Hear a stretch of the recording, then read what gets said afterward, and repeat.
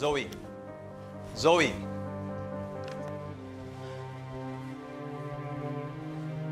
Bakit? Zoe, can we talk? Ano yun? Busy ako. Zoe, I'm aware that I've made mistakes with you and your mom.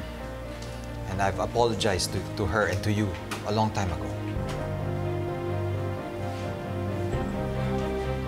If you insist on marrying your mistress, go ahead. Pero my decision won't change.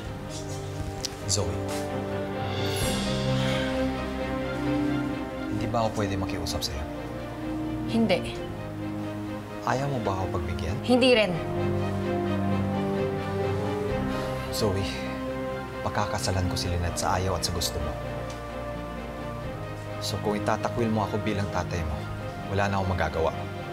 Kung sa tingin mo, mas importante yung kabit mo kaysa sa akin, magtakwilan na nga tayo. Zoe! RJ, hayaan mo na lang muna si Zoe. Sigurado ako na bigla lang siya, kaya hindi niya matanggap yung mga nangyayari.